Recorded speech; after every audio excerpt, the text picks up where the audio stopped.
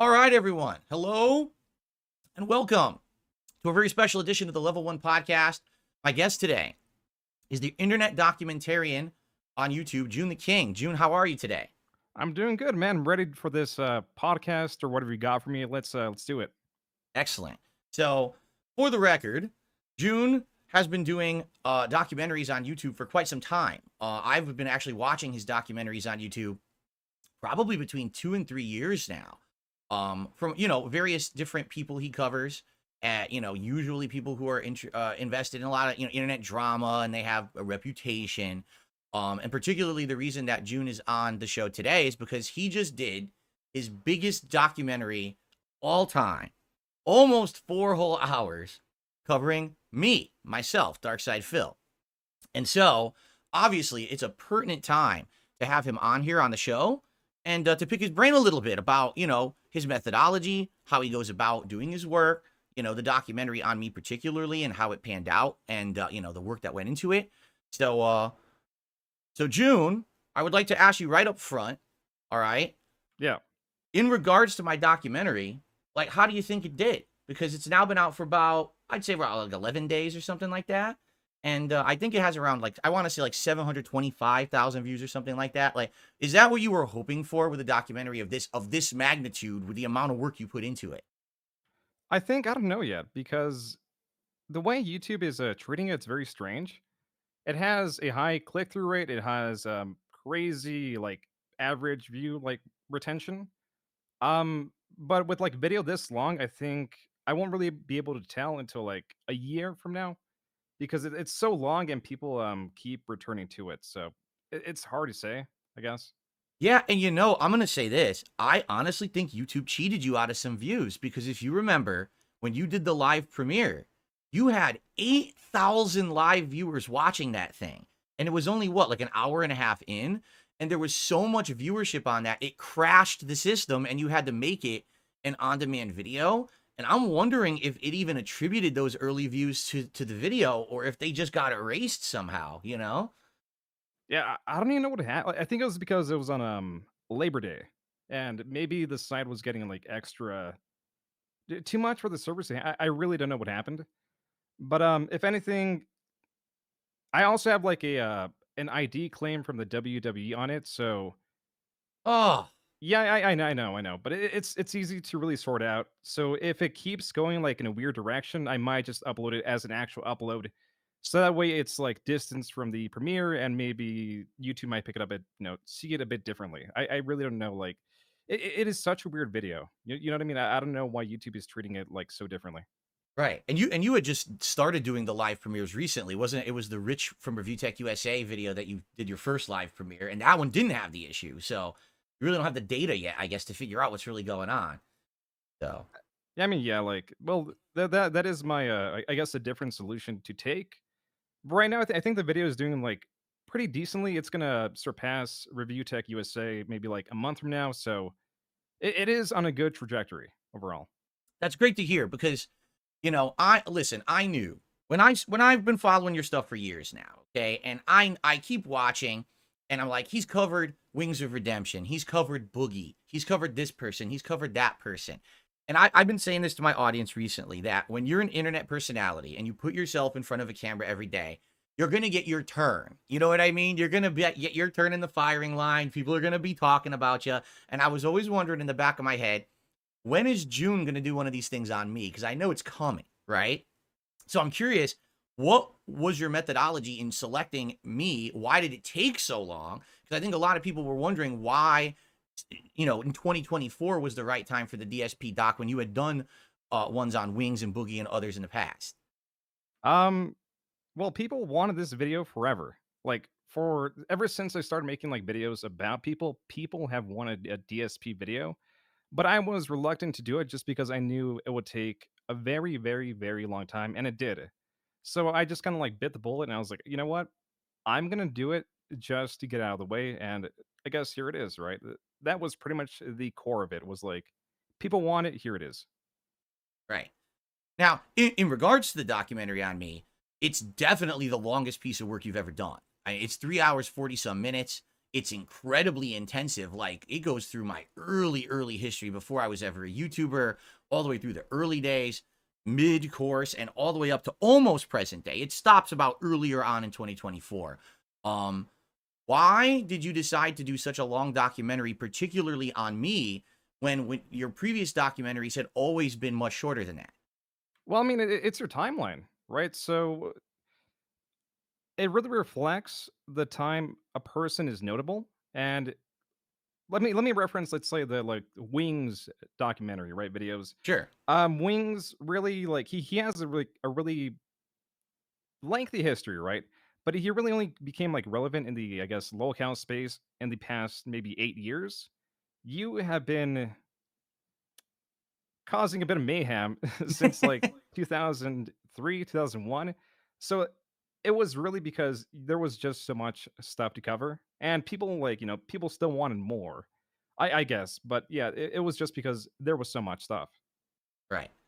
All right, cool. So in your process of coming together and working on something, like you said, this has been requested for many years that you do the DSP doc, and eventually you're going to get to it.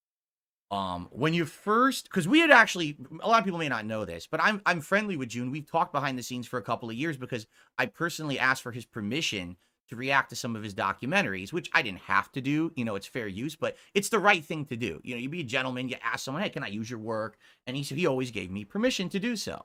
Um, and so, now you had that previous couple conversations with me, and now it's time to do my documentary.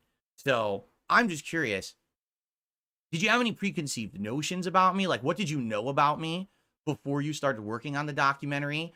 And did you go about making this documentary any differently than the other ones that you had done previously? For example, some people have said it's weird because it looks like you talked to people and interviewed a few people during the documentary. And a lot of your other documentaries, you don't do that. You just kind of just rattle off some facts. And in this case, having those discourses in there with various people made it feel a little different.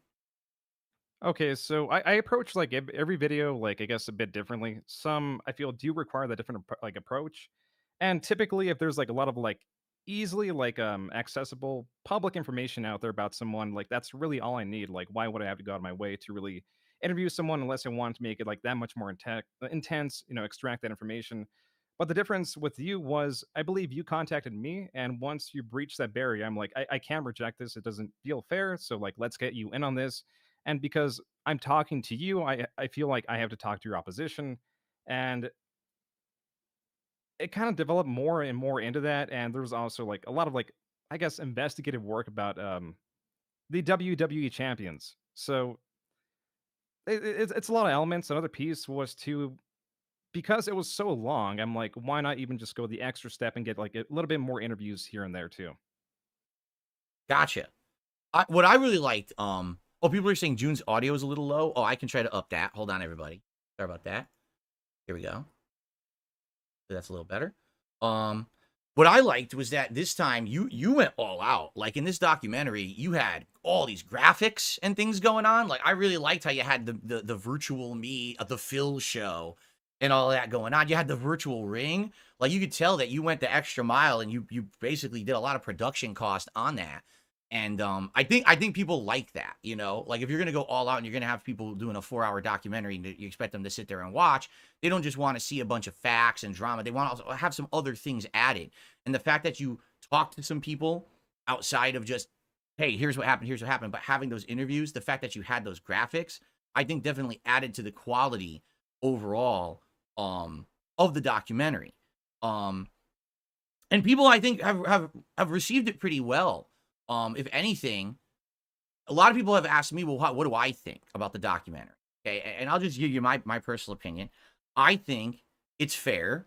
I think that you touched upon pretty much everything that people expected you were going to touch upon, and it was all finally summarized into one like super video. It's all the drama arcs of my existence, things from before YouTube people didn't even know about, and everything. Not once in that documentary do I feel like you were trying to be like dogpiling on or being unfair to me, and I really appreciate that, because I do feel like there have been some documentarians out there that are kind of unfair. Like, they'll try to over exaggerate or hyper focus on one part. You didn't really do that. You really just, we were just factually covering everything. Some people, I'm going to be honest with you, Jim. Some people have been nitpicky about certain parts of the doc. For example, some people about the PC. All right, this PC where this guy Mighty Furtado, he built me this PC, and when I arrived, it was partially not working as intended or as promised, and we got into a big scuff about it publicly about the cost and everything. And a lot of people were like, "Why was that such a big deal? It's just a PC." And I think at least, all right, from your perspective, just to ask you this, why do you feel that that was a key part of the story? This one situation about the PC that you even had him on and you interviewed him specifically. It was just another example of, like, how you slighted a fan, right? It was just another, like, and it was someone that I could interview, right? It was someone that I can get, like, that is still accessible to this day that can tell their story, and that is just to, like, I guess, bring a voice to all the people you really, I guess, slighted over the years. It was just one example, if that makes sense. Gotcha. Yeah, no, that totally does make sense. Because I listen, when I was watching this thing, I was publicly admitting, yeah, I made tons of mistakes. And the problem was in my early days, I had a temper and I basically would like act like I could do no wrong. Right. So if someone criticized me, instead of listening, I'd immediately shut it off and I'd be like, oh no, I know better than you. I'm the big shot. I'm the big YouTuber. I'm the one who has a successful business. How dare you even say that I'm doing something wrong or whatever? And it really irked me, that people would do that. And then over the years, I've definitely learned to mellow out. And now I at least hope that people think that I've improved on that. And I'm not trying to just or reach out, excuse me, and attack every person who's being negative towards me. But particularly with this PC situation, this was one of the first times in my history that this was someone who had been an outspoken supporter of mine. Like you had said, they built a fan site for me and everything. And when this thing showed up, I really did feel like they kind of screwed me over. And quite honestly, I probably shouldn't have made a big deal about it. I should have just let it go. It's not a big deal, right? I'm the YouTuber. I'm the guy making the money. I can just get another PC if I'm really that bothered by it or whatever. But it got to me, and then I start talking about it and then I misspeak because what actually ended up happening is in the react to your documentary, someone had sent me the original video where I had ever brought this up. And we played it live on the stream. And in that original video, I had said, this PC is $1,600. Like I outright said that. And that was correct. Per your research, you confirmed it was a $1,600 PC. But because I'm so stupid, right? And I can't let it go. And I hyperfixate on it. And this guy keeps talking about it. I keep talking about it. The narrative changes to it's $3,000. I don't even know how that happened. Like, I don't even know where that confusion happened, that the number got inflated. So it's right that you would call me out on that. And I'm glad that you did. But, when there's certain things in the documentary that were kind of hyper focused on those moments, some people were like, oh, I wonder why particularly this or that was such a long segment. Like the other one, the big one that people actually want me to ask you about is when you started talking about VTubers. Because people are like, it seems out of place. No one really thought that a VTuber thing was a big deal. What was your methodology with the VTuber segment? How did that come about? Well, Phil, you're like, this is a very long question. You're adding a lot, so I guess I have Oh, to go go like, ahead. I'm sorry. no, no, no, it's all good. So the $3,000, I believe, came from a comment, and Mighty Furtado, I'm pretty sure, has that comment on his Twitter where you stated it was $3,000 that you said, right? The VTuber segment too was kind of like to show you like how you are still notable even like today because VTubers are like, I guess, uniquely more recent. You know what I mean? They're a Mhm. very new form of content, yet they still talk about you. And surprisingly, that was like one of the more viewed segments of the video was the VTuber segment. So I think it was a good idea to add them too. It was just like a bit of fun, even though it was more like one way. I think it was kind of interesting. Yeah, I mean, it took me for a loop. There's things in your documentary I didn't even know about. Like I had no idea that VTubers had like a fixation on me. I didn't know about the search engine to search all my videos for keywords to find how many times I said so. That's so wild to me that my detractors actually went out of their way to fish the transcripts for certain words and things. Well, I mean, that must have been a tremendous help for you with the documentary, right? Oh no, yeah, no, it was great seeing all the trends of words and whatever. It's a really nice tool. You know what I mean? Like, Yeah. I like that. Yeah. Okay. So basically, I just want to make this clear before, because I just wanted to get my documentary stuff up front out of the way before I talk to you about your own, stuff going on. I just want to let you know I have absolutely no ill will towards you whatsoever. Really don't have much or any issue with the documentary. There was a few things here or there that were slightly off. We talked day one. We talked a little bit about it behind the scenes about one particular thing. Nothing there was a big deal.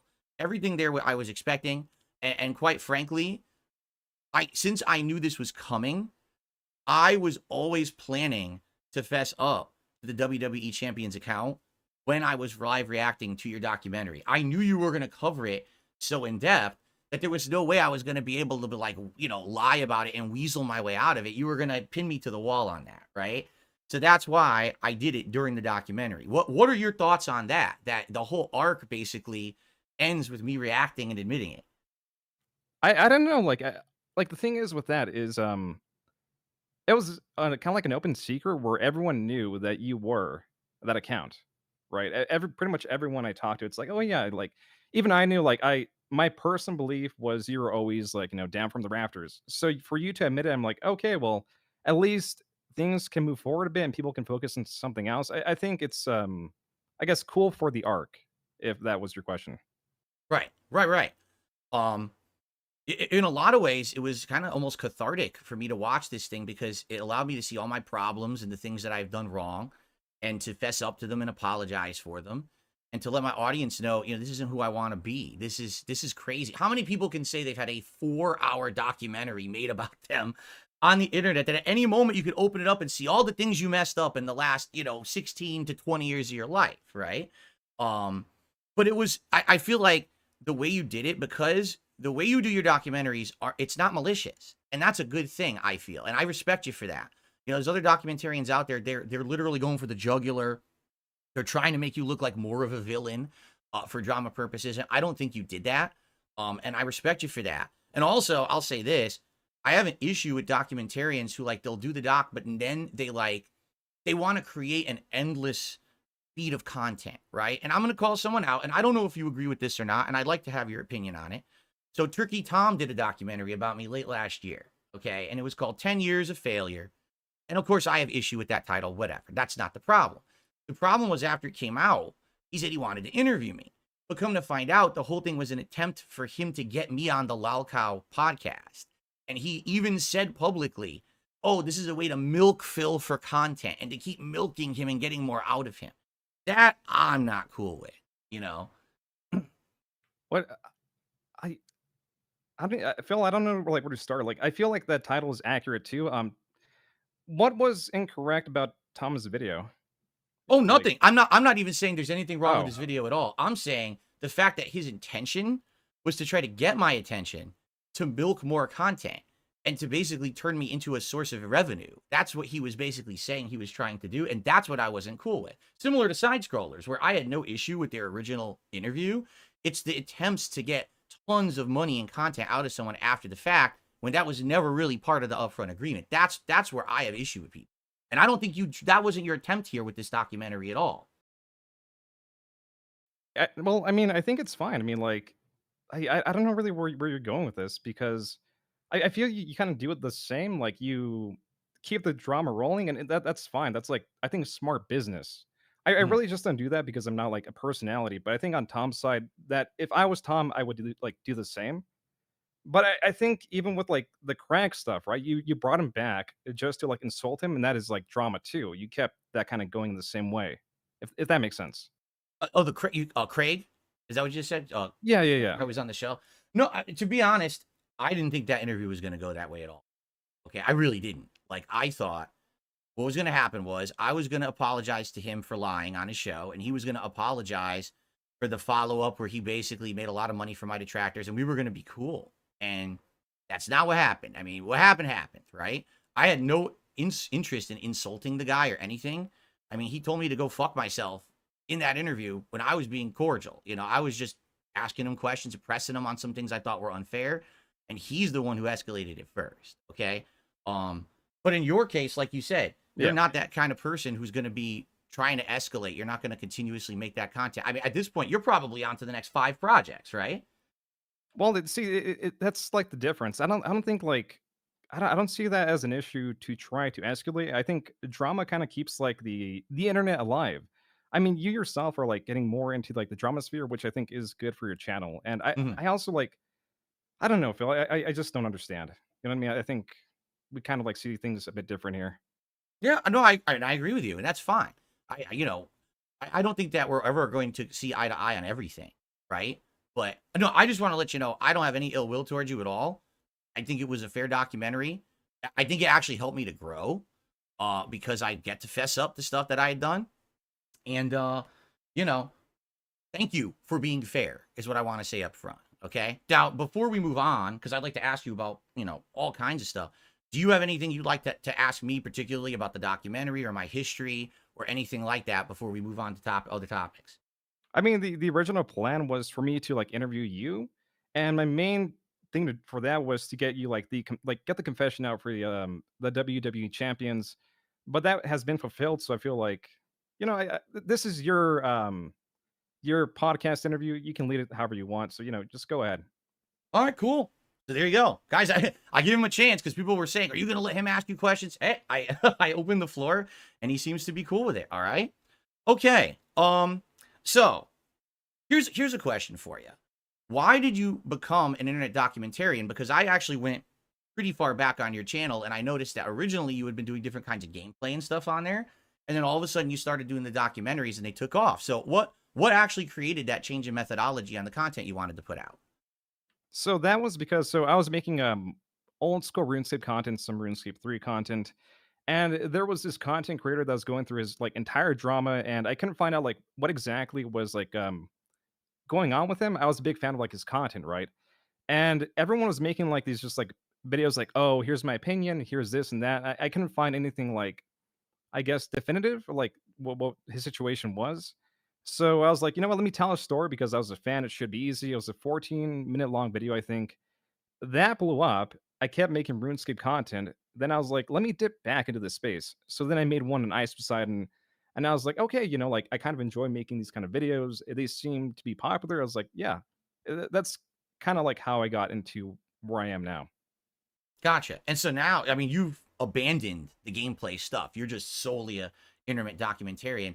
I'm just curious, is this actually your full-time occupation? Is this what you do for a living, or is it like a side thing? Because you get a lot of views, but it's hard to gauge like what kind of living you can make doing this. I'm just curious. Yeah, this is like I guess my full-time job. This is what yeah, this is like my only line of work for right now. Gotcha. And so, and when you get into a topic or a subject, is it just you that really is doing primarily the research, or do you have like people who you like pay to go out and do research, and then you get that information? Like, what's your methodology? How do you attack a certain subject when it's selected to be in a documentary? So people do have like researchers, people do have like writers, outliners. They have all these kind of people that work for them. Currently, I think it might be cool in the future to get one, but that's like really hard to like find one, right? Because the writing is the most important part, I feel. And if you get a fact wrong, that really diminishes the video and your credibility. But currently, it's just me doing the research. I have editors that like that's something I do have. I have editors like you're talking about the I guess PS1 like models that were Right. used in the video. That was all them. Like I gave them like instructions like include this video, make this part more intense. But I leave a lot of the creativity and how they present like items up to them. Cool.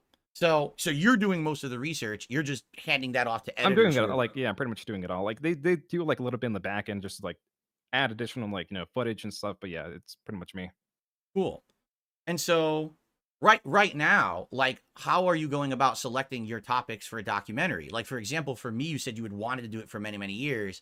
You kind of held off.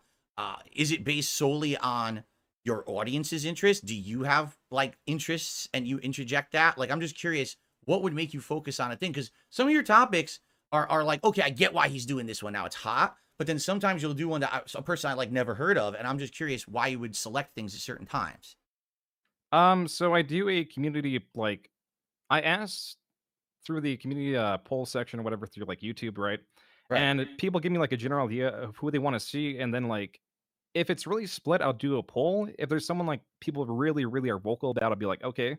well, this is who people want, so let me just like go see what they're about and like cover them, I guess. Gotcha. Now, in regards to the documentaries you've already done. All right, this is actually a question a lot of people want to be. I'm trying to bring up the community questions. I had them on my gaming PC, and now I've got you on there, so I can't see them. I'm trying to bring it up on my laptop. But one of the questions people wanted me to ask you was, out of all the documentaries that you've made, okay, you've done a lot now. Is there one particular documentary that you're like proud of that you think is overall so far the best? And then on the flip side of that, is there a documentary that maybe like, not to say that you don't think you did a good job, but do you think like, man, this didn't turn out well, or for whatever reason? And it could be the quality of the documentary, it could be drama that stirred up because of the documentary. So like, what's your favorite documentary you've ever done, and what's your least favorite? I think the favorite might be like the game dude, even though it's like a bit more slow and like I guess boring. I think like putting the puzzle like pieces of the mystery of like putting it into a timeline, right? Getting all these Right. different sources in there. I think that like that was really cool. Which the fun for me was in like the research and stuff, but I can see like how it might be like less interesting to someone like just like watching like a very slow build up to I guess a game reviewer that became like a homeless stalker, right? Yeah. Yeah, yeah. Um, I think my least favorite, it's probably like the mysterious Mr. Enter. I think I could approach that like, I that's one that I can like definitely cut down. I just think it was like too long. I could have interspliced the interview throughout the video. It just feels like I could have approached it better, like way better, I guess. Mhm. And that was one of your earlier ones, correct? One of the earlier docs. It wasn't recent, right? No, I think it was like 2022 around. Okay, yeah, so at least a couple years ago. So that makes sense. You're getting better over time for sure. Like this DSP one, I think when it comes to the amount of how it was paced and the visuals and the things you're doing in there, it's making it way more entertaining for sure. I think you're getting better over time at this. Um, Now one that I know everyone wants me to ask you about. All right, the one that everyone is like the elephant in the room, the low tier god documentary. Okay, and what resulted from that for people who don't know. Joon did a documentary on Low Tier God many years ago, and it really rubbed Low Tier God the wrong way. He lashed out at Joon. He basically used the YouTube copyright system against him. He weaponized it, which is absolutely unacceptable and ridiculous.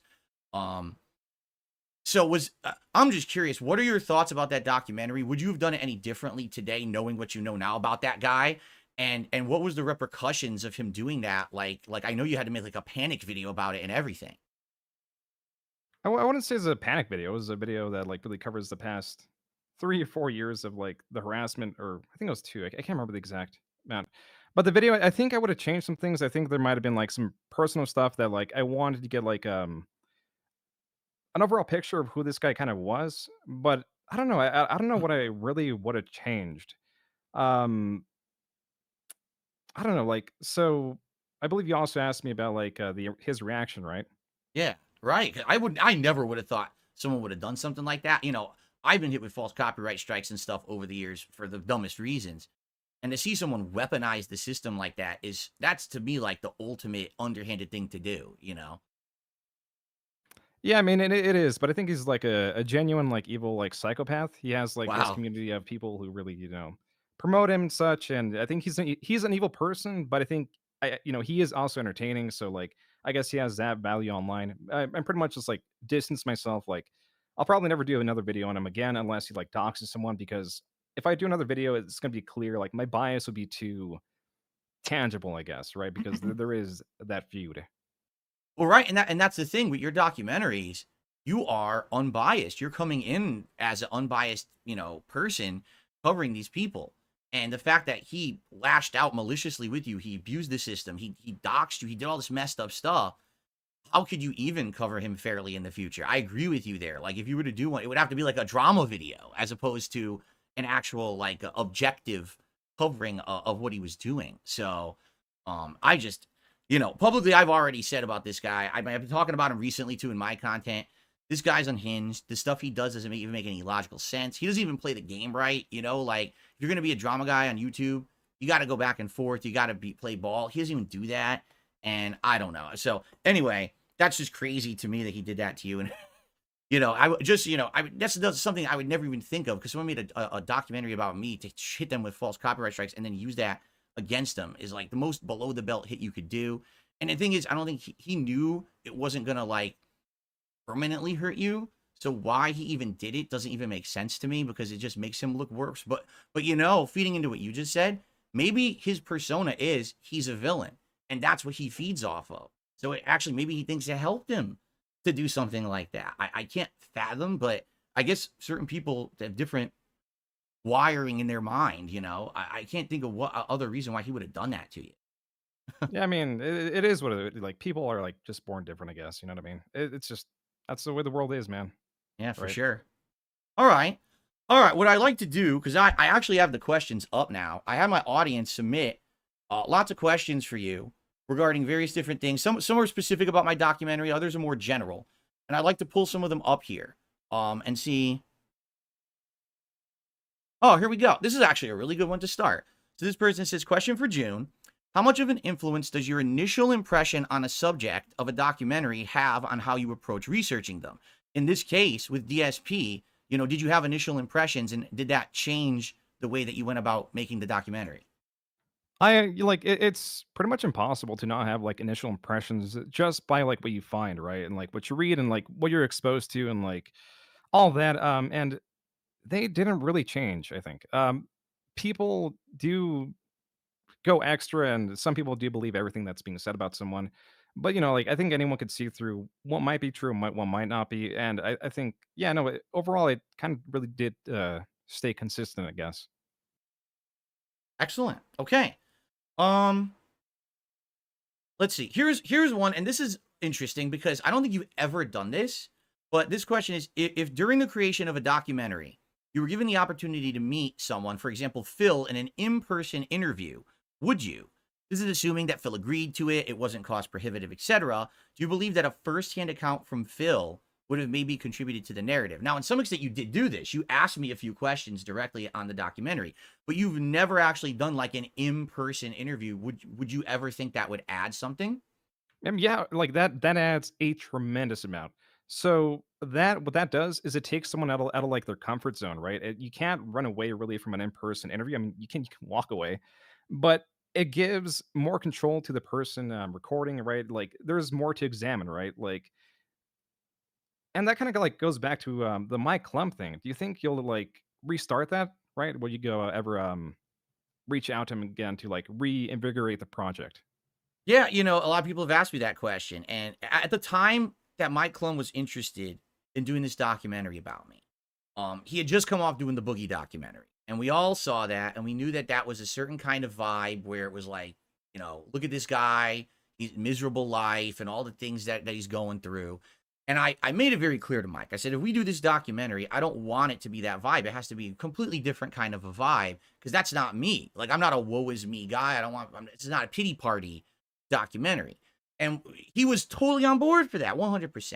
But as we started to get into it, I just realized it was going to be such a tremendous amount of time and effort and work and investment on my behalf. Not only was I going to have to be, trying to maintain my work schedule as it is, but also taking all this time out to film, taking time away from spending with my wife and stuff. And at that point, I didn't really feel like it was going to benefit me enough, or even if it did, it was too much of a risk to invest that much. Now, like if I were to do a documentary now, I feel like it would be different because now you've done this doc on me. I've fessed up to the biggest stupid thing, the WWE champions. And now, even though obviously it would be addressed in a documentary like that, I almost feel like it would be freed up to do better stuff for different topics or different things. Like one of the things that Mike really wanted to do, he wanted to do a day in the life of DSP where you just follow me around. You see how I work. You follow me to the grocery store. You see me, grabbing stuff off the shelf. And says that's going to humanize you. It's going to show you in a different light. No one ever sees you. They just see you as this guy ranting at a camera or whatever. And it would be great to see that. Now I feel like that kind of content would be taken in a better context because people aren't just thinking in the back of their head. So this is the guy who's lying to us constantly, right? You're right. Like I think that in-person interaction or seeing that personal side, have an in-person interview or behind the scenes would actually add to something. And maybe in long term I would consider it. The thing that's really turning me off from doing anything with Mike right now is he's going to do something with EDP, or at least he was. It's weird because I don't think there's been an update on this documentary he's doing on EDP in a very long time. Um, and I was like, I definitely don't want to be like the guy wedged between Boogie and EDP. You know, if he did a documentary on someone else and it wasn't just such heavy negative topics, then I would probably consider it. But at this point in my life, like I'm kind of having a little bit of a comeback. People are seeing me in a different light now because I've had interactions with guys like Kino Casino, and I've just had a really positive interview with Keemstar. I don't really want to be wedged between two really negative documentaries that this guy has put out, but maybe in the future. I think in the future it might be something to re-examine as a different kind of a idea. So, what do you think about that? Do you think I should do it? I think it'd be cool. I think, well, the thing about these kind of videos, and especially like Mike Clum, I feel that he kind of lets the documentary, right, speak for itself. He lets people commenting on it, and like that. That's like a real fancy documentary, right? And I think that these things, like, kind of like you have, you don't know what the documentary is until you really have all the footage and can really sift through it to get like kind of like a theme. I don't think there is going to be like any, I guess, shoehorning of like any direction. It just speaks for itself. And if you feel like confident in your comeback and whatever, I think it could be a good idea to really reach out to him. I don't know if he's still up for it, but it wouldn't hurt, right? Sure. Okay, cool. A few more questions from my viewers. We're still good on time, right? Because I apologize. The technical issues really screwed everything up. About how much more time do you have, June? I mean, I have until like maybe like 3 more hours. I have a lot of time. Like Wow. Well, it won't this be is my that work. long. Yeah, this is like my dedicated work time. So it's like this is work ish. So I have a lot of time. Cool. All right. I was thinking maybe like another 20 minutes. I want to get some of these questions from my viewers were quite good, and to get your just pick your brain here a little, if that's Yeah. okay with you. Oh yeah, it's fine. Cool. All right, here's one. So I would like you to ask him how much he personally is interested in the personal drama or antics of the subjects once his videos drops. For example, does he keep tabs on people, or does he just kind of lose interest after one of these documentaries goes up? I mean, that's a good question because like, are you so tired of researching the person you don't really care anymore? Yeah, no, yeah. I definitely, maybe with a few like on Twitter, like you know what I mean. I really don't go out of my way to keep tabs or anyone because I really do lose like interest. I try to like be interested in the current like subject or whatever, and I just have like not really much of an inkling to like keep looking or at someone without like a reason or like for research for a video. So I lose interest pretty fast, I'd say. I'm not surprised. I'm the same way. Like if I do a lot of work on a certain subject, if I play a lot of a certain game, I'll just get tired of it. I'm not gonna want to go right back to it again and again. Even if there's interest, like I tend to want to diversify what I'm doing. I get tired of subjects too. So okay. Now this question, I'm gonna warn you. This person may be spinning it in a certain way, and just so you know, I'm not saying I agree with what this person is saying, but I'm just gonna read it word for word. Okay. For June, why were there parts in the documentary where you would quite rightly introduce Phil's arguments with skepticism? For example, Phil claims, or this is supposedly because. But with third party statements, you would sometimes speak in absolutes. For example, based on John and Howard's words, you would say, Phil was bold faced lying. I'm curious why you didn't introduce their comments with skepticism also. Something like, well, if we were to take them at their word, this would mean Phil was bold faced lying. I completely agree that you need to be skeptical with hearsay, but you should be skeptical with everyone's hearsay, not just Phil's, in my opinion. Well, I mean that like lends more to credibility and that you have such a lengthy history of lying, right? It's hard to really pin that I down on agree. anyone Listen, else. and I'm not Yeah, taking so offense. I agree with you, man. I do. yeah, but I'm just answering that question. So that's why I would present you as such a way because I mean, through their words, they're more credible people, and I have no reason to really distrust what they're saying as opposed to you, right? I believe I read how was it on I saw your entire reaction, and then you also admitted that you did not contact the other part of Project Seven, right? So it was a lie. I did find that, and it was in fact a lie. Yeah, I think we were talking about respect the pact, and that there Yeah, were yeah, two yeah. guys. Because And the whole thing, to give context, it was they were like, "Hey, reach out to them for like and offer them money," and then you told them, "Okay, I'll reach out to them," and then they said no, and then you came back like they said no, which was a lie, and then Rambo, right, I believe, contacted them. It's like, "Hey, so why'd you deny the money?" It's like, "Well, money. Phil never told us." So it was also like it was just a lie, I guess. It was you're right. It was basically a situation where I was told something up front, and I had absolutely no idea that those guys would have wanted money. And if they actually did want the money, I would have given it to them. But we didn't have the conversation, and that's my fault. 100%. I should have reached out to them. I should have extended the, however you say, the olive branch or whatever, said, listen, you guys say you don't want to do it, but is it the money? And I didn't do that. That for me, I took them at their original word. And then later on, when John asked me, hey, did you offer them money? And I said, well, they don't want money. That was based on previous discussion months and months prior. That was not based on any current information. So you're right. You caught me out on stuff like this in the documentary, and rightfully so.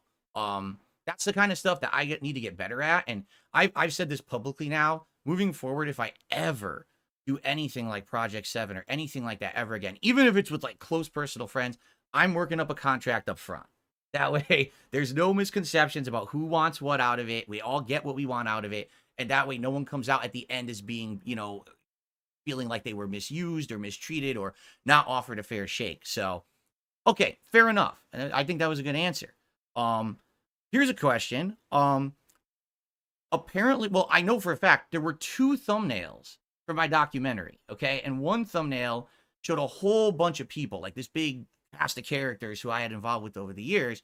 The other thumbnail was like a whole bunch of my like face shots and different various versions of me, including one where I was like bald. And so this person is asking, why did you change the thumbnail to the documentary, and why is there a bald DSP on one of them? So why they change it? I found the first one to be too noisy, right? It's too many people, and I thought like it would get like less traction to it. If people really like want it that bad, I could just like bring it back. You can change a thumbnail actively. The Right. the second one, you bald, that was like, so I have a thumbnail guy, and he just included that. I found it like kind of funny, so I was like, let's do it. Why not? Why not a bald DSP? Yeah, and it could be spun different way. I heard people with conspiracies. Oh, it's because he's like a big baby. Look at him, he's crying, or he's a villain. He's Lex Luthor or something. He's always a liar or whatever. Oh no, people, they'll always look more into like they like to have fun with it. So As a it's what it spinoff, is. as a spinoff of this question, and this is me asking, not the person. Have you tried the new YouTube thumbnail test system where you can put up multiple thumbnails and then YouTube will swap between them randomly and then it tells you which is the better one? Because I think that might actually help for your documentaries to maybe catch more attention to figure out of a series of thumbnails what would work better. I did. So for the rich one, there were 3 different ones, and Oh, the difference was like half a percent. It really wasn't significant. I think like a lot of the traction too is just the name attached to what's being covered too. So it's like, if I see like red letter media on a video, and it's like, oh, I know who this is. I'll click on that video, that kind of thing, right? right. I too have tried it, and it was exactly the same as yours, like almost no difference between the thumbnails. So I'm wondering, like you said, if it really is just the title as opposed to the thumbnail. Okay, here's another one. For June, so a lot of Phil's early rough play style was due to him drinking, and it's pretty funny. He had some falling outs with his friends publicly. He begged for money. He blamed everything but himself. He's tried to correct those things. Tons of YouTubers and streamers spend their money on supercars, drugs, gambling, on levels that would put Phil to shame. The big lesson for Phil to work on is honesty, his money management, and regaining some level of privacy, and trying not to forget those lessons over time. Do you think that Phil deserves the amount of A-logging that he still gets?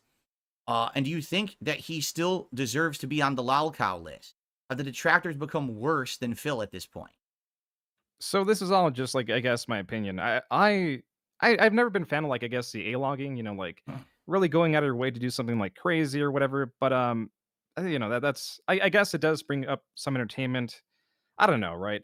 I wouldn't do it. I'm not a fan of it. But the lolcow list, I think, yeah, like I guess what makes the lolcow is the consistency and the failure. And I can see like that you are still there. I think also you're always somehow gonna, like, be on the platform one way or another, but you are, I think, cemented there on the list. I agree with you, because the thing is, I think people hear the word lolcow, and is it a negative association? Of course it is, right? But sadly, it's not like something you can control. I mean, I wish I wasn't one, But there's always going to be these people stalking me. There's always going to be these people calling me out and bringing me up to try to elicit a reaction. And that's the very definition of a lolcow, right? Is someone who you do something to them, it gets that reaction, and then you laugh at it. So even though I feel like perhaps there's a turnaround now to some extent, I don't think I'm ever going to get rid of that stigma personally. I don't. How on earth would this crazy community of people who've been after me, right, for so long just forget about me overnight? That's not going to happen. So to some extent, I don't think I'm ever going to shake that. Yeah, I mean, like you just have such a history, right? Right. To shake that would be like to shake all that, and like people. I just thought I don't know how you do it. Frankly, if you became a different person overnight, it just even then, like I don't know. I don't know. It's just kind of like stuck there, I guess. Yeah. And it's tough. People tell me, well, ask me, how do you keep doing it after 16 years when every day you're going to go on the internet and someone's going to be up in your ass about stuff? And it's like, listen, you know what it is, honestly, June? I just get immune to it. I've been through it so long. It's kind of like you get desensitized. Like I know people are going to talk shit about me every day, no matter what I do. So why do I even care anymore, right? And I used to react completely differently. As you saw in the own documentary, I would get so angry about what everyone said and rage against it, and that just fueled more of it. Today, it's just like it's just another day. My detractors, I'll lean into them now. I'll expose them on my stream. I'll have a good laugh about it instead of getting so butthurt about it. Yeah, like I guess desensitization, I guess is what you call it, right? It's like Yeah, you're exposed to it so much, it's like whatever kind of deal. exactly. Here's an interesting one. So, I mean, you've done now a lot of documentaries. Based on, the stuff you've seen, what is your opinion on what would be considered like a success and a failure in the online space? A success, as in like a creator, or like what do you mean?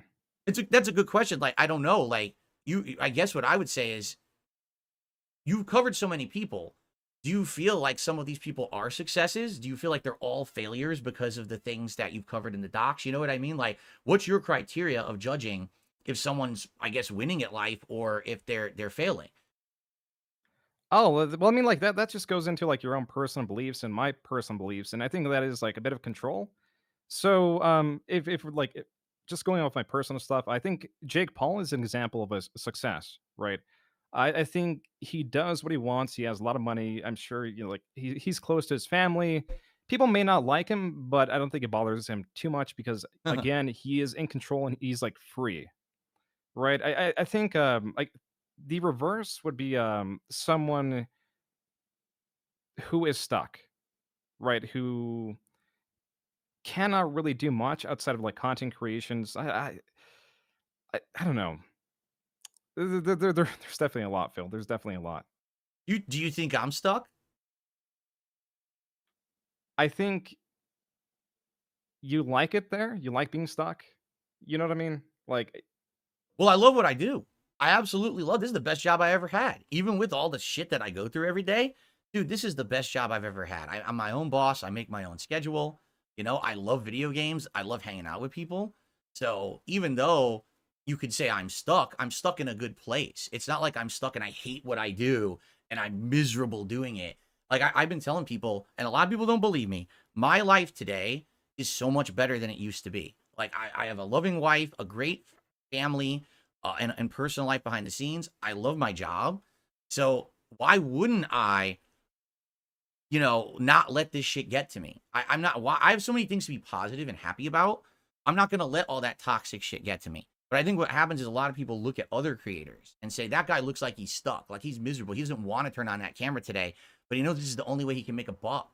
So they see that and they do those levels of comparison. And I guess with the people you've covered, some people would argue some of those people are stuck and they're miserable and others aren't. And I think that's what this person was kind of getting at. Like, do you think that anyone like you said, that's a great example. Jake Paul, he can do whatever he wants, right? He's filthy rich.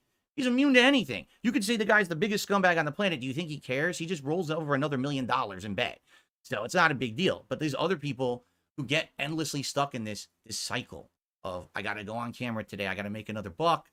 I think people can look at that and be like, well, that's a failure. I think I'm somewhere in the middle, honestly. I don't think I'm a success, but I do think I see myself as someone, at least I'm happy with what I do. I'm happy with being stuck. yeah, I mean, like to that, like that's all personal, right? Like that's all into personal belief. But one of the other things is like you said, you were like desensitized to it. So like, how can you really like reflect to a more like more normal life where you can go out and not have the fear of someone recording you, or like have friends that don't know about your history? There's a lot of things that like I guess you're more like you said, like desensitized to, right? Like I, I think you don't know like or weren't at least recently exposed to those like facets of life, if you know what I mean. Yeah, dude, I sat here making content on my stream, not interacting with anyone outside of my personal family, my wife and everything. Literally the stream was that was it. And now that I've had opportunity to reach out, I've been on Kino Casino a couple times. Those guys have been awesome to me. We did the react to your Rich from Review Tech USA documentary together. I've had Keemstar on the show. I got you on the show. We got all this stuff going on. It's a breath of fresh air. It feels like now things are more possible. And that's a great thing, being stuck, but now I'm doing better things. I'm being more social. That's what it's all about. And people didn't want to touch me with a 10-foot pole for the longest time. But now that's starting to turn. And I'm appreciative. I'm so appreciative that you came on today, man, because, I get it. It's the drama sphere, dude. And a lot of people, oh, Phil, I don't want to talk about that guy. I don't want to have any association with him. But it seems like now it is turning for the better. And that's a great thing. Oh no, yeah, no, for sure it is. But like to that too, it's I there's definitely a difference between like online interaction with creators and like meeting them in person without like I guess viewers and such, right? Right. And to me, I like I know that's something you don't have too much, and I think you would appreciate it more if like you got like friends outside of like the darks, like people who know you not as Dark Side Phil, but as like Phil Burnell, right? Like Philip, right? I think that is such an enrichment. You know what I mean? Like that just helps you as a person too, right? You're right. Like one of the things you covered in the documentary was my Street Fighter days. And as you know, online, I was the most braggadocious, big mouthed e-thug idiot. But offline, everyone was cool with me who met me because I wasn't like that. I was like a normal dude. I was cool. I was chill. Everyone wanted to hang out with me because they knew it was like a chill time. And you're right. Having those in-person relationships, friendships, interactions is very meaningful, especially when it's outside of the public eye, outside of the online space. To have an existence outside of this online persona, that's why in the last few years, since I met my wife, we're married, our private life is private. Like I barely tell anyone about the stuff that we do because it's no one's business. I like having that private side. It definitely adds to your overall enjoyment of life, I would say, and your sanity too, to have something that's not public and everyone's always talking about. Yeah, I mean, like at the end of the day, like you just want to be a person. You know what I mean? Like, and I get that aspect. Okay, a couple more questions, and then we'll probably wrap it up. Um, now I think the reason this person asked this question, this is a direct follow up to a question that I asked Craig last week during my interview with him. I asked Craig, when you were preparing for your interview with me, who did you talk to? Did you only talk to my detractors, or did you also talk to fans and positive people? This person is asking to you, when you were researching DSP, did you interview an equal number of both critics and fans? Like, what was your methodology there? My methodology was to like, I guess, how I'm approaching these videos currently is there's a lot of people that like dislike you, and I feel like some of them are kind of like crazy. They're insane. And a lot of them have like genuine, like the other like section do have like genuine reasons to dislike you because you directly slighted them one way or another. And the insane ones, they're very few. They don't exist in large numbers, but they're very loud. And the people who have like they get mixed in, right? So the people who have like general like criticisms of like you directly, you know, doing something not favorable to them, I try to reach out to those people so they can be like reached to a general audience like better. Like if I'm reviewing someone who just like hates you and like wants to kill you, I don't think that's going to reach a general audience. But if I reach out to someone that, like, let's say the PC thing, I think that's a bit more tangible and such. But as for the question, I reached out to as many fans as I could. It felt like a lot of them were like afraid and want to be anonymous because they do Right. get some harassment and such. But I think it was like for quote unquote detractors and people, like any monarch you want to call them, and about 3 or 2 fans that I spoke to, like through interview and included in the video. Right. Yeah, I mean, my fans have been through the ringer just like me. just because they like me or because they toss me some support on a stream. They've been harassed, they've been doxxed, they've had phone calls to their work, to their schools, to their family. It's pretty ridiculous the extent that these detractors have gone to try to ruin me. And the funny part is, how does that ruin me? Like, I don't even know that that's going on unless they come to me after the fact.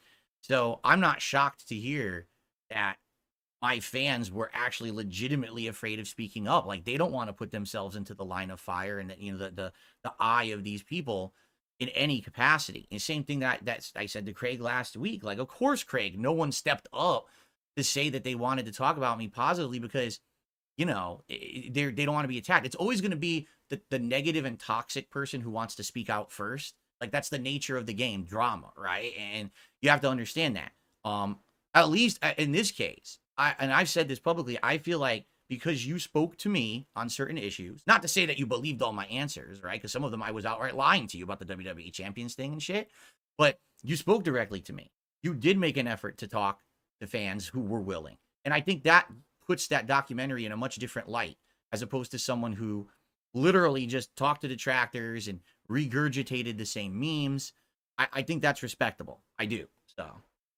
I appreciate it, Phil, but I don't think it really. I mean, it makes it more interesting, but I feel like I've watched a lot of different videos to make this video, right? To make sure I cover like everything people want to be covered, and I find that they're pretty much the same. They're covering the same themes, even though I went like out of my way to really get fans. It doesn't really change the overall theming or your image, really, if that makes sense. Oh yeah, dude, you said to me, I remember the final words you said to me about this thing before you were going to put it in for editing. You said, I just want to let you know this is going to be like unequivocally negative. It's going to be like bad when this Yeah. thing comes out. It's not going to be a positive documentary. I don't know why people thought I thought it would be. Like, that's crazy. It's a covering my history of lying and toxicity and all the things I've done.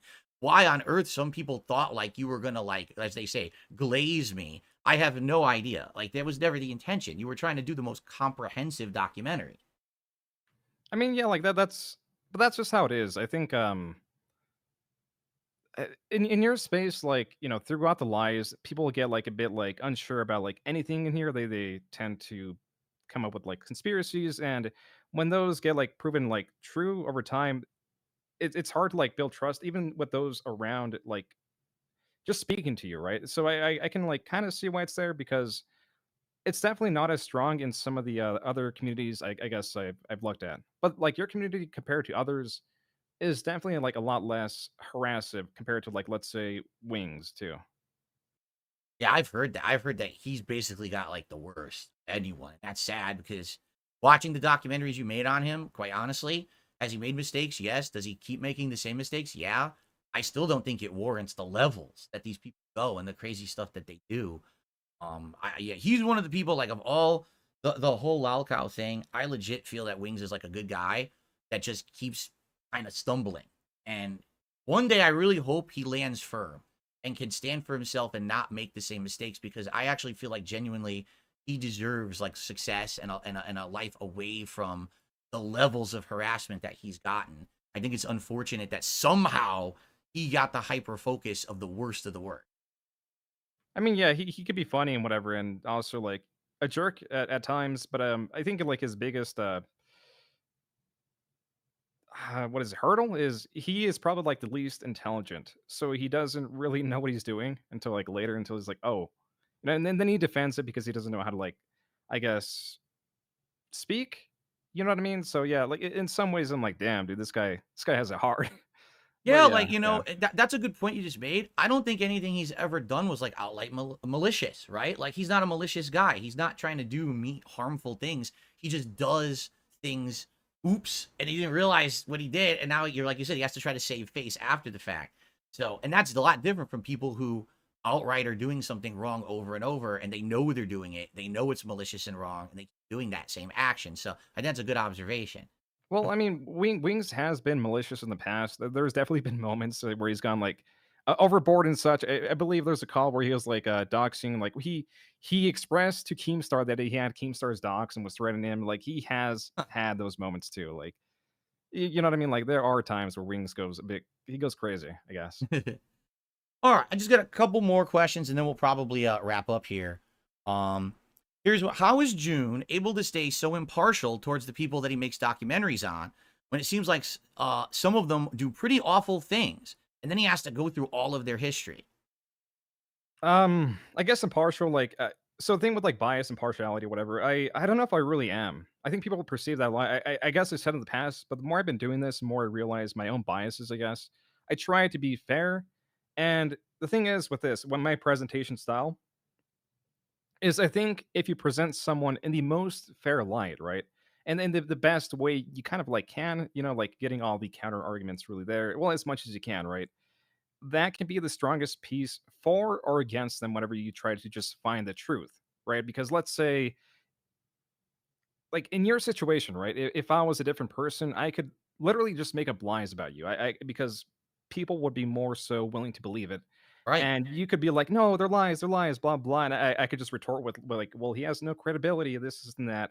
right. But I really do try. I really try to get like the most honest and fair thing too, right? Because that kind of like, I guess, snips those criticisms of like, oh well, these are lies. Well, like no, I researched this. I've done the legwork. This is the best I could find, and this is the best way to, I guess, present someone.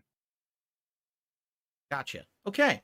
Um, okay, one more question from the viewers, and then I have like a final question for you. This one, I don't know if you've ever actually answered this one before. Um, how did you get the name June? Like, where did that come from? Is that your real name? Is that a nickname that someone gave you over the years? Is that your online persona that you adopted? Right? Yeah, so Joon was just like an alias I've used for a very long time, and whenever I was making the channel, like you never like expect to make it big, kind of deal. So YouTube wanted your real name whenever you make a channel, and I was like, I'm no, there's no way I'm doing that, right? Like that's ridiculous. Right. So I put first name June, last name the King. It could have been like literally anything, right? It's just it would have been June, but I wanted like a second segment, so I just put like that for like I don't know. There's really like no reason. It could have been like truly anything. Could have been anything. It's kind of like back in the day, I needed a login for AOL and I couldn't get any combination of my name. So I just said, Whoa Moses. Right. And then, okay, well, then now everyone says, Oh, Phil, you had Whoa Moses. Like, it was nothing. It was stupid. You know, it was just a placeholder. And then next thing you know, everyone knew you by it. And that's why I ended up changing it later on when I was part of, bigger into the Street Fighter community. Okay. Well, first of all, June, I really want to thank you. This has been a great, hour conversation. I respect your time. I do have one final question, and I'm curious on your take on this. All right. You have now covered a bunch of different people on the internet. You've seen the toxic communities that form around certain people, like you said, like Wings and myself.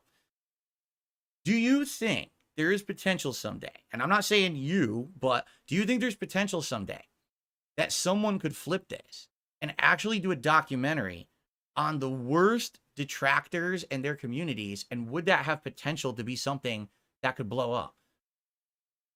That would be hard. That because with like the people I covered, it's like a singular person and there's a clear timeline and it's a lot more consumable, right?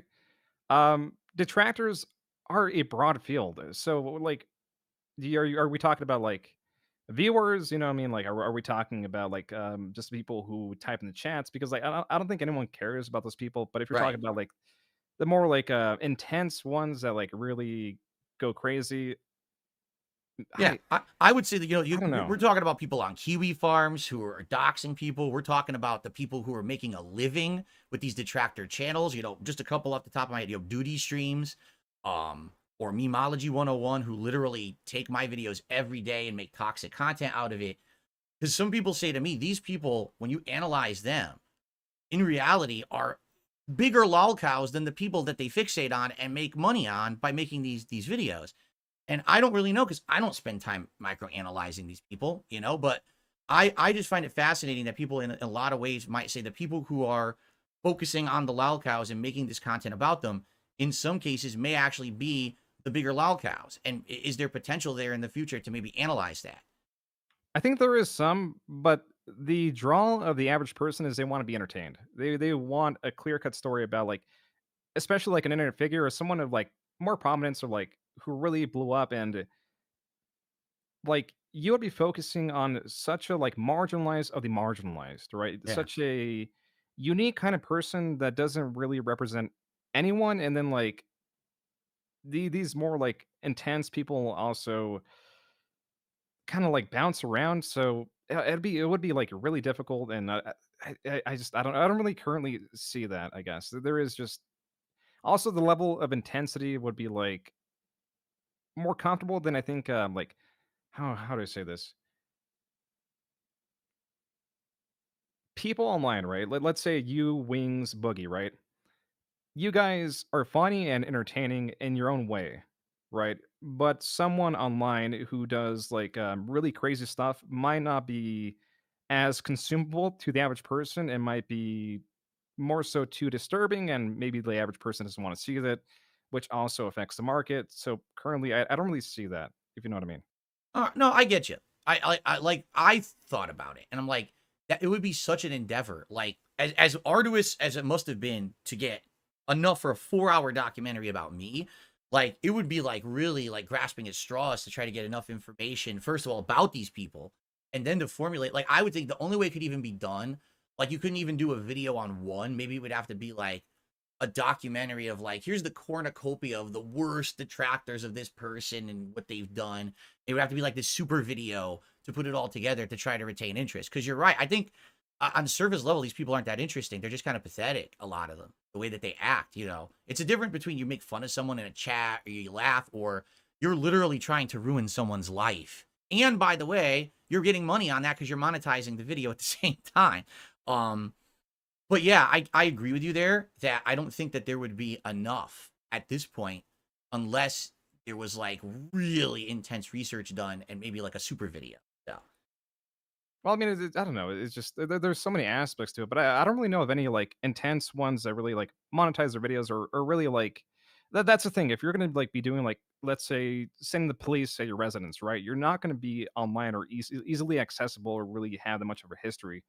But that being said, I don't really see these people, I guess, making these videos. I guess, right? They yeah. It just seems like a different field. right. All right. So let's end it with this. What's next for you? What are you working on right now? Like what are your next couple of projects coming out? And is there anything interesting in the pipeline that maybe you want to let people know about? I have 3 videos actually. Lily Orchard, Doctor Disrespect, and Mr. Medicare. Those are my next 3 currently. Wow. Yeah. So, which one of those are you familiar with? I know absolutely nothing about Lily Orchard. I think pretty much everyone knows Dr. Disrespect and what's going on with him right now. And Mr. Medicare, I'm just now learning about as I'm in this kind of new arc of my existence on the internet, finding out about people who talked about me and wanted to have interaction with me. I'm just starting to learn about who he is in this online space. Well, there you go. Like, I guess I'll hope to fill you in more on Lily Orchard. But man, like, oh man, she is possibly the worst person I've done a video on. I guess if I could say Wow. that. Like, it's really Really? bad, Phil. It's so bad. It's horrible. Like, oh my god. Yeah. Yeesh. And do you have like an estimated time frame of when to expect your next few videos? I'm hoping to release the Doctor Disrespect one in October, as well as Lily Orchard. The Mr. Medicare one, I'm not sure because he has such a lengthy history, and I really don't know. Like, I'm trying to like gauge what to cover in that video. I do want to avoid like the political stuff, as to not like that will be addressed too, but it will be more like more so like not really analyzed. I want to really more present like his history online, and like I guess people call him with the like a troll with the golden heart. I guess you know what I mean. He definitely has a lot of fans, and I could see that. Yeah. I only knew him as someone who had spoken ill of me over the years. But now that I get more information about him, I found out he was just as critical of my detractors, like the SOK and groups like that. He was really reaming them over the years and exposing them for how bad they really were. And then you kind of see someone in a different light. Maybe I had a misconception of who this guy was. Maybe I would want to have a conversation with him, man to man about stuff because it's time, right? And so that'll be fascinating. I think that's going to be out of the ones you just mentioned. Like personally for me, I know nothing about Lily Orchard. That would be fascinating. Dr. Disrespect, I feel like everyone is talking about right now, and it's kind of still happening. You know what I mean? Like he just the other day came back and all of that. But the Mr. Medicare thing, yeah, I think that might be the one, man. Like that could be a really interesting one for everybody. involved. So good look up with that one. I'm looking forward to it. Hey, thank you, Phil. I appreciate it. All right, June, I just want to say thank you so much for your time. I think this is a great interview, and I appreciate your honesty about everything because that's the best policy, as I'm learning slowly, right? And any last words or anything for the audience? No, I mean, just like it was great being on. Having conversation. Did so much research, and it's just cool. Like, I guess talking to you. So yeah, pretty much it. All right, June, thank you so much for your time, and you have good luck in the future with your work. Yeah, man. I'll catch you later. Bye bye.